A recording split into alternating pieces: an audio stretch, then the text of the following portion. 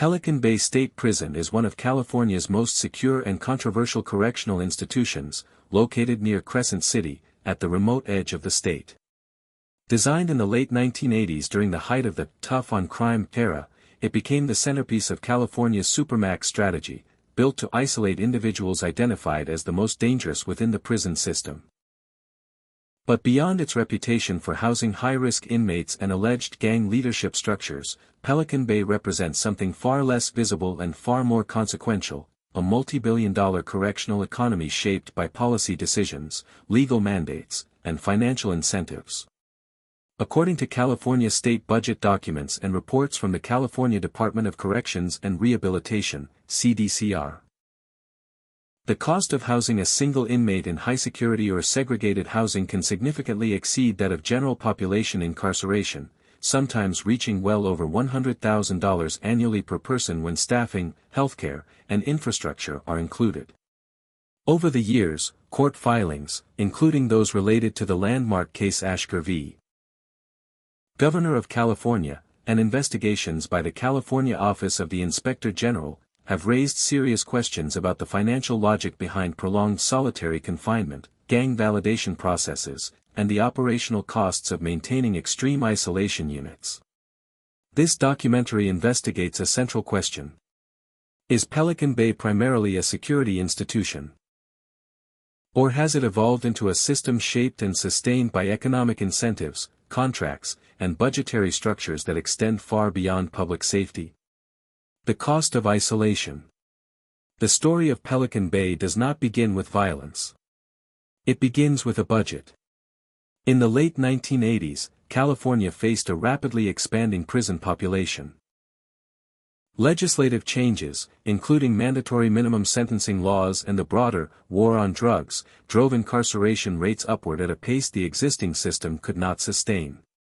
According to state archives and legislative records, California's prison population more than doubled between 1980 and 1990. The response was not just to build more prisons, but to build a new kind of prison. Pelican Bay State Prison was conceived as a Supermax facility, a term that would come to define a model of incarceration focused on total control, permanent surveillance, and near-complete isolation. When it opened in 1989, it was one of the most technologically advanced prisons in the United States. Its most defining feature was the Security Housing Unit, commonly referred to as the SHU. The SHU was not simply a section of the prison. It was the economic core of the institution. From its earliest design phases, Pelican Bay was engineered around a staffing-heavy model. Unlike traditional prisons, where supervision might be distributed across open yards or dormitory-style housing, the SHU required constant, individualized monitoring. Each inmate was housed in a windowless concrete cell, with minimal human contact. Movement required escort protocols. Every interaction was controlled. This design had a direct financial consequence. According to historical CDCR budget reports and independent analyses cited in legislative hearings, staffing costs represent the single largest expenditure in California's prison system. At Pelican Bay, those costs were amplified. The ratio of correctional officers to inmates in the SHU was significantly higher than in general population units. Additional layers of supervision, sergeants, lieutenants, specialized gang intelligence units, added further expense. By the early 2000s, California was spending billions annually on corrections. According to state budget documents, the corrections budget grew from approximately $923 million in 1980 to over $9 billion by 2010. Pelican Bay, as one of the most resource-intensive facilities, became a focal point in discussions about cost efficiency. But the financial structure extended beyond salaries. The architecture of isolation itself carried a price. The SHU's design eliminated traditional programming spaces, no classrooms, no workshops, no communal areas. Instead, resources were redirected toward security infrastructure, reinforced concrete construction, electronic door systems, surveillance equipment, and specialized control booths. Maintenance of this infrastructure required ongoing contracts with private vendors, from security technology providers to construction firms specializing in high-security facilities. According to procurement records and state contract disclosures, California's prison system has long relied on private contractors for maintenance, medical services, and equipment supply. At facilities like Pelican Bay, where security standards are higher, these contracts often involve premium costs. Healthcare added another layer. In 2005, a federal court placed California's prison healthcare system under receivership, citing systemic failures.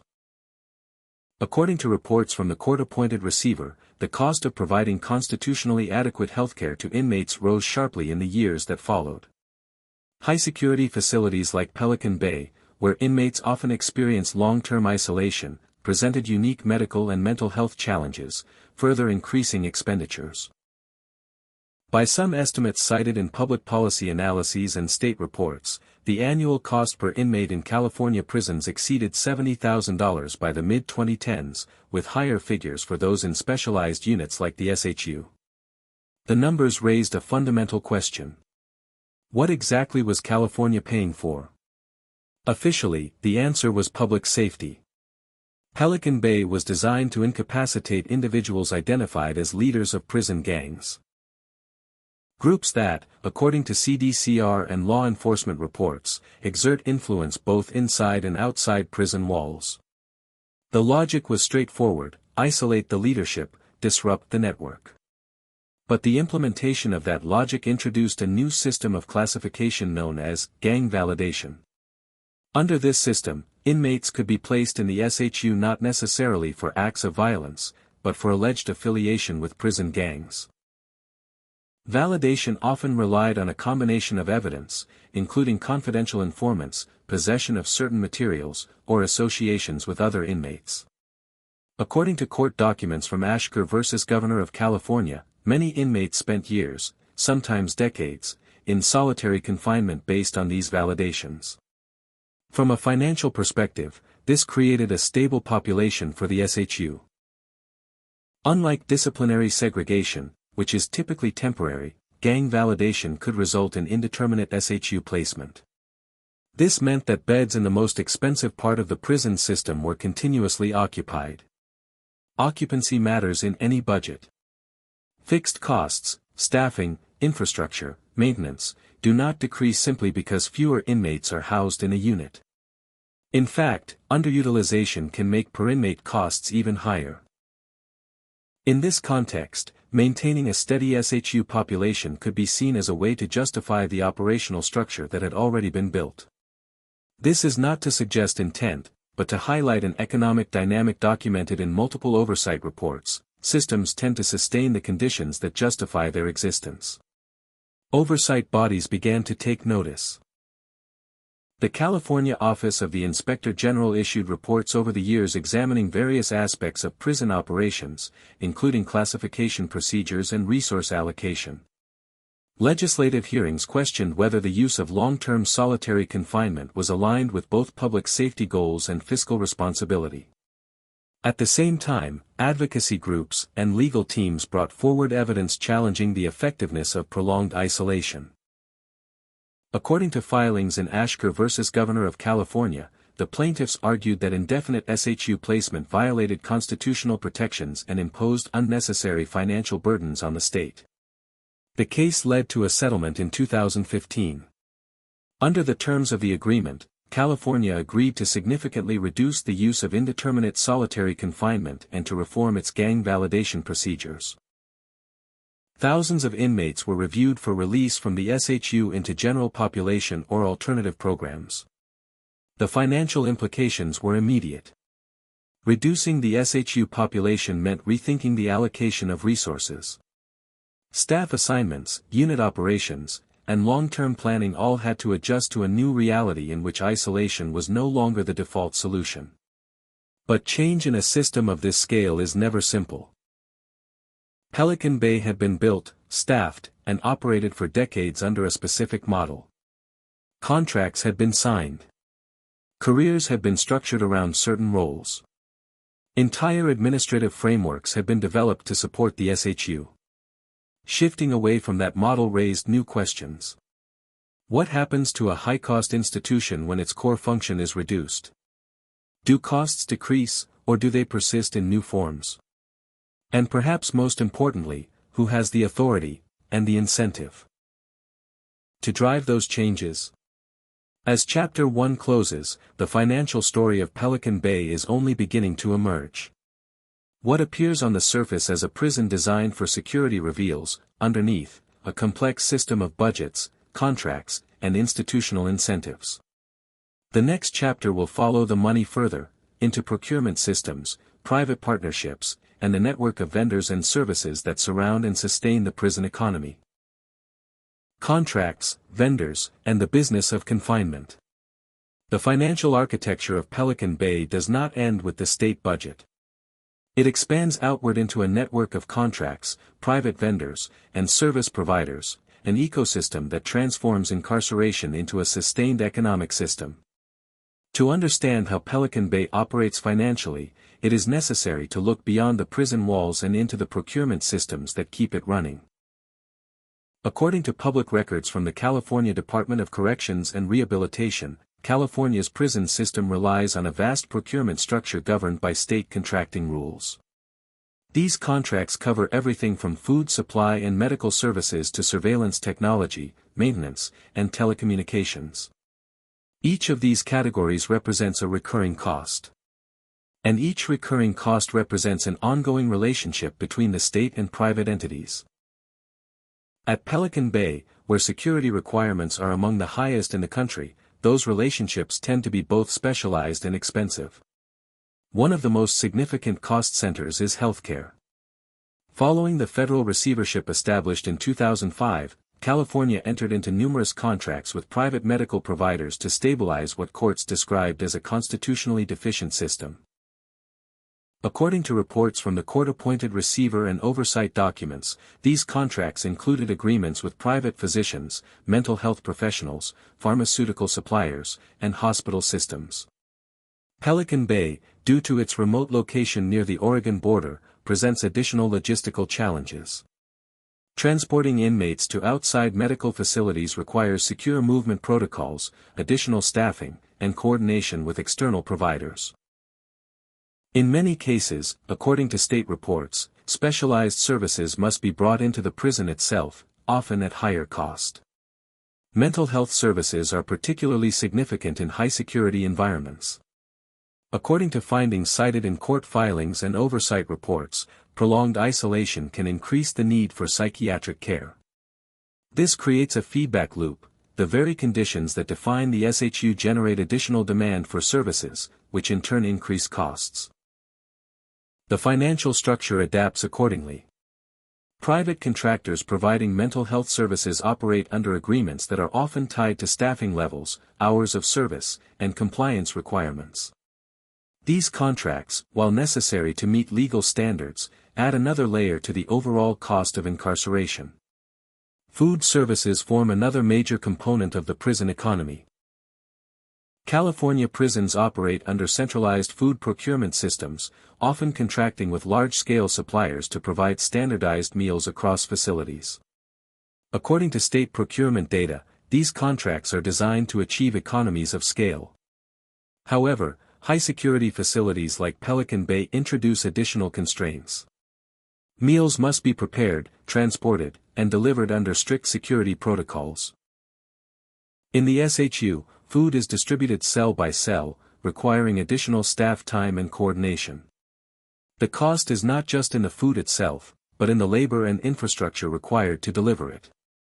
Even small inefficiencies, when multiplied across hundreds of inmates and thousands of days, translate into substantial expenditures.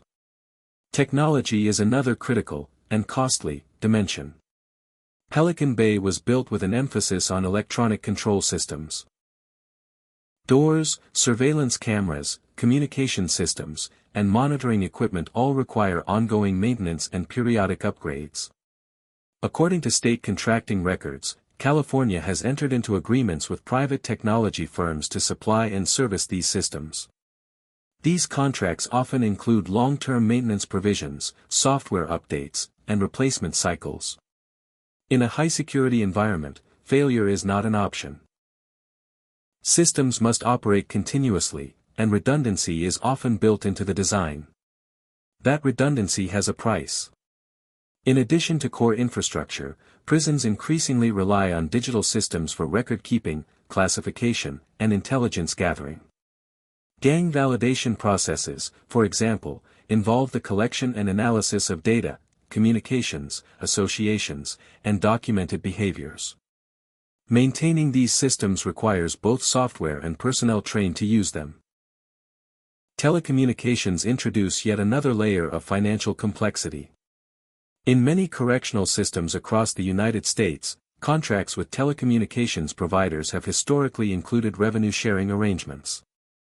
According to investigative reports and regulatory filings, these agreements allowed prisons or state agencies to receive a portion of the revenue generated by inmate phone calls. While California has enacted reforms in recent years to reduce the cost of inmate calls, historical contracts illustrate how communication itself became part of the prison economy. At facilities like Pelican Bay, where inmates in the SHU have limited communication options, access to phone services carries both operational and financial implications. The structure of these contracts, including pricing and revenue distribution, has been the subject of public scrutiny and regulatory attention. Procurement does not operate in isolation. It is shaped by policy decisions, oversight mechanisms, and, in some cases, institutional inertia. According to reports from the California Office of the Inspector General, oversight of prison operations includes reviews of contracting practices, compliance with regulations, and evaluation of program effectiveness. These reports have, at times, identified areas where processes could be improved or where costs could be better controlled. Legislative hearings have also examined the broader question of whether the current procurement model aligns with the state's goals. Are contracts structured to incentivize efficiency? Do they adapt when policies change? Or do they, by their nature, create a degree of financial rigidity that makes reform more difficult? At Pelican Bay, these questions become more pronounced because of the prison's original design.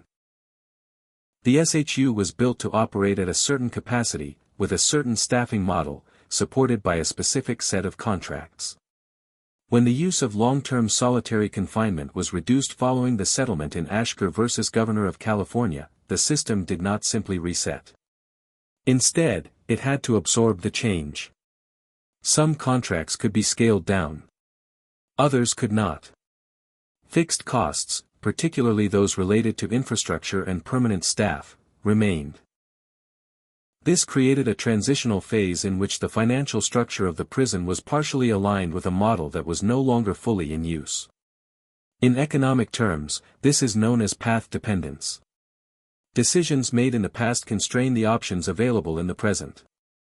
Pelican Bay's infrastructure, staffing patterns, and contractual obligations were all products of earlier policy choices. Even as those policies evolved, the financial commitments associated with them persisted. Who benefits from this system? The answer is not always straightforward. Public employees, correctional officers, healthcare workers, administrative staff, are compensated through state budgets. Their employment provides economic stability in regions where alternative opportunities may be limited. In rural areas like Del Norte County, where Pelican Bay is located, the prison is a major employer. Private vendors, on the other hand, operate under contractual agreements that generate revenue through the provision of goods and services. These companies range from large corporations supplying food or medical equipment to specialized firms maintaining security systems. Each contract represents a stream of public funds flowing into the private sector. According to public finance principles, this is not inherently problematic. Governments routinely contract with private entities to deliver services more efficiently or to access specialized expertise. The critical question is whether those contracts are structured in a way that serves the public interest. Oversight bodies and investigative journalists have, at various points, raised concerns about transparency, cost control, and accountability in prison contracting. These concerns are not unique to California, but part of a broader national conversation about the role of private entities in public systems. At Pelican Bay, the stakes are amplified by the scale and intensity of the operation. Every cell, every meal, every medical appointment, every security check, each is part of a system that generates cost. And cost, in this context, is not just an abstract number. It is a reflection of choices. Choices about how to manage risk. Choices about how to allocate resources. Choices about what outcomes are prioritized. As reforms continue to reshape the use of solitary confinement and the broader correctional system, the financial network surrounding Pelican Bay faces ongoing pressure to adapt. Some contracts may be renegotiated. Others may be phased out. New services may emerge to replace old ones. But the underlying dynamic remains. A prison is not just a place of confinement. It is a node in a larger economic system, one that connects public budgets, private contracts, and institutional priorities. And as long as that system exists, the question will persist. Is it designed primarily to reduce harm and improve outcomes, or to sustain itself? The answer lies not in a single report or a single contract, but in the cumulative effect of decisions made over decades. In the final chapter, the investigation turns to the broader economic impact. How Pelican Bay fits into the larger correctional economy, how policy shifts ripple through budgets and communities, and what the future of this system may look like. The economics of reform and the future of confinement. By the mid-2010s, the financial model that had sustained Pelican Bay for decades began to face a new kind of pressure, not from crime rates, but from the law. Court orders, legislative reforms, and public scrutiny were converging on a single issue: cost versus outcome. California was spending billions on corrections, yet according to reports from the California Legislative Analyst's Office and oversight agencies, key indicators.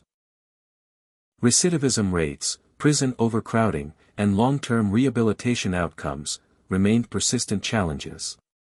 Pelican Bay, once considered a necessary solution to a security problem, was now part of a broader financial question.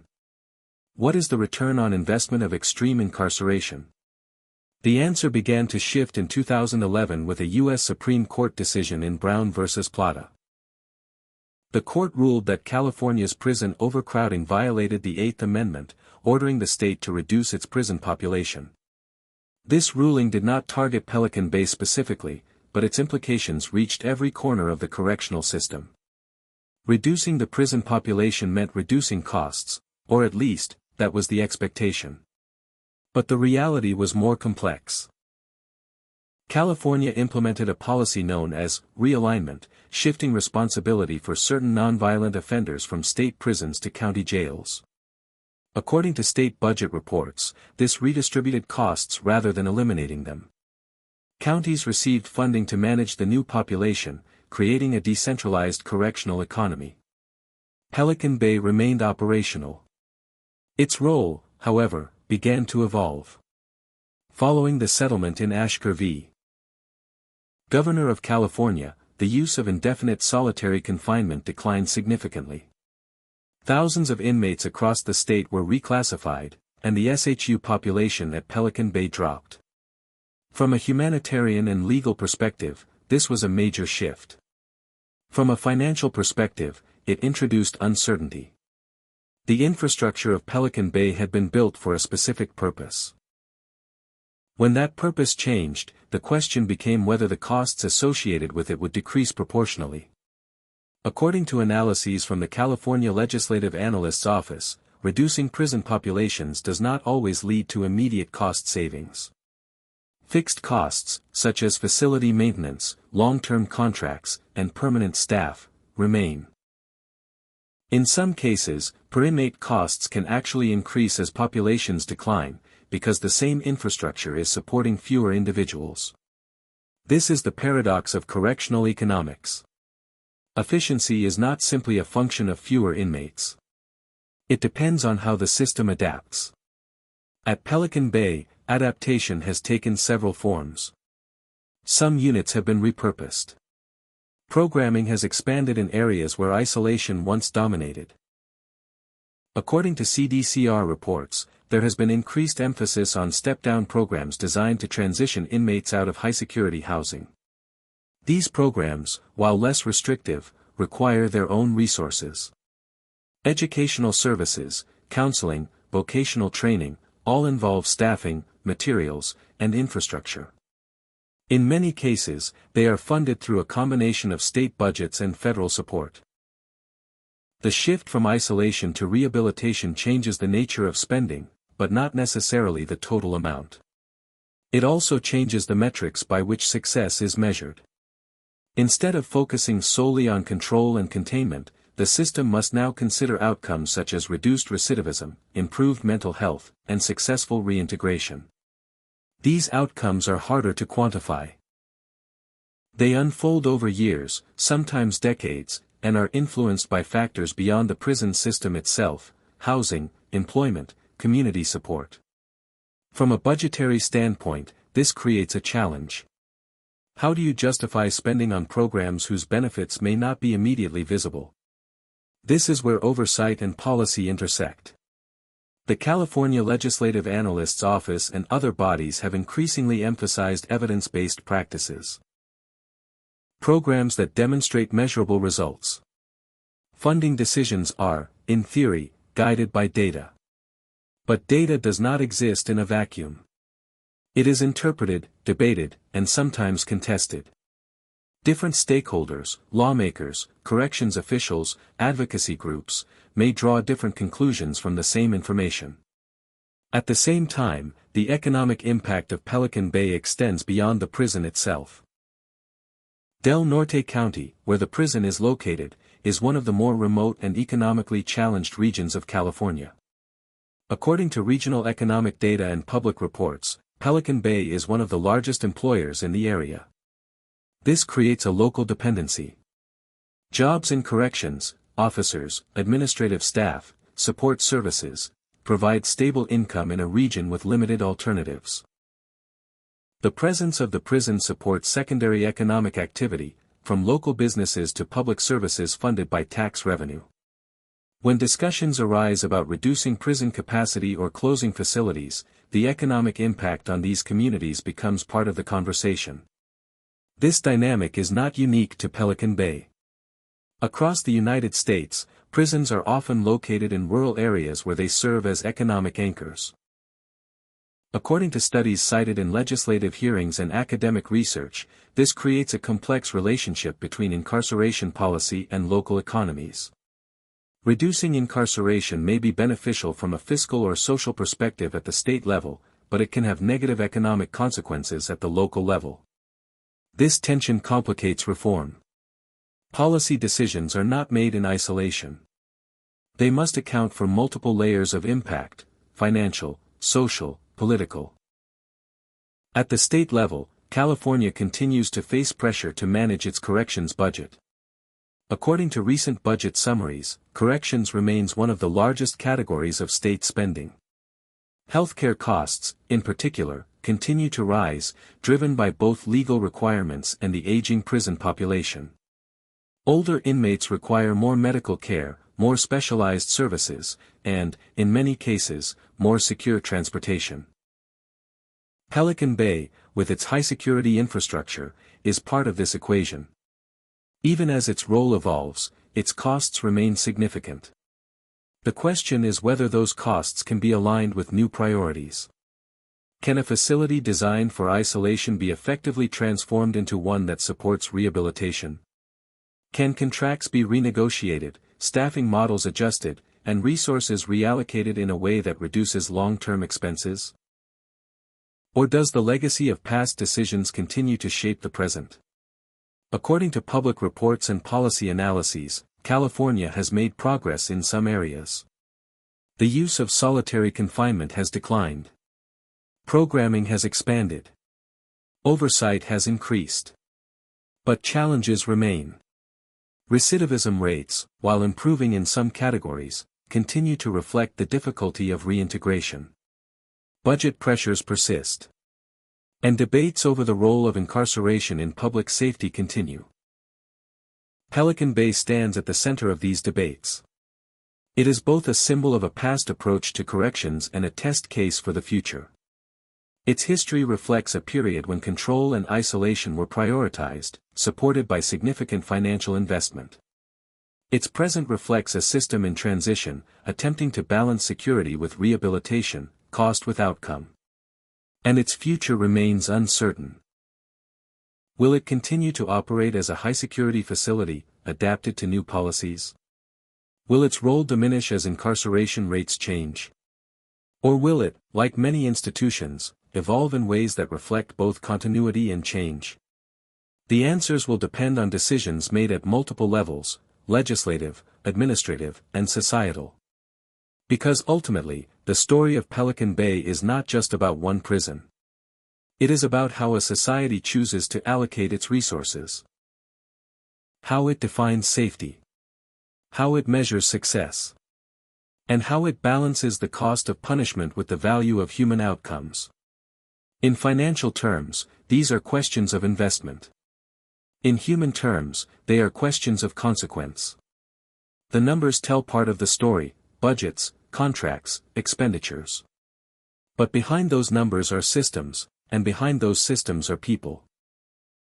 And as long as those systems exist, the need for transparency, accountability, and critical examination remains.